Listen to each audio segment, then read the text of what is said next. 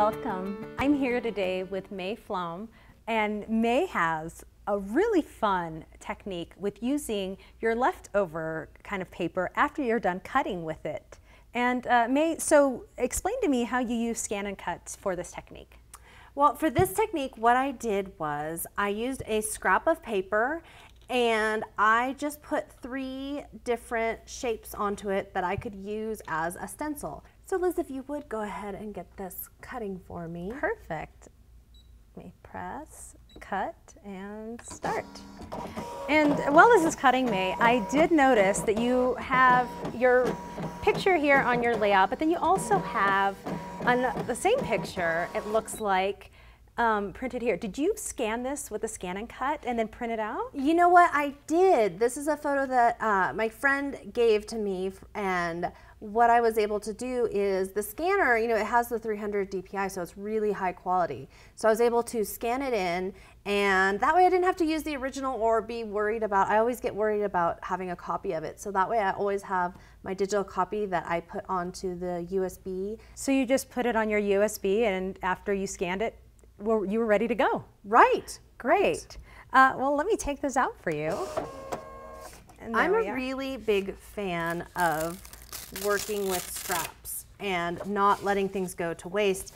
And I like to try to get stuff used right away as well. So I do keep little scraps like this. If you might think, sometimes you find a use for it that's a bigger use, but with this scan to cut, it's really changed my entire crafting system, because instead of having to make things sit around, I can actually get them used right away, because this, I can get shapes cut, or like this, we can make stencils. And I'll show you how.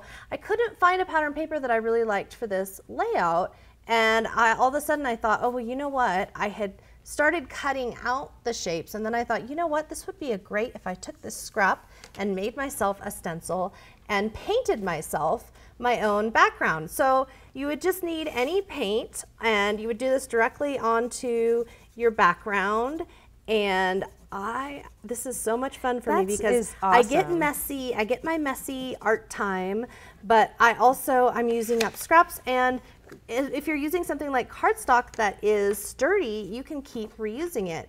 And I just did the first 3 there randomly, but then I can go in and add more. And it doesn't have to be perfect. It doesn't have to be perfect. You can just go in and see what it looks like, what you like. If it's close, you could have it go off of the edge. You could change the angles. You could do different colors.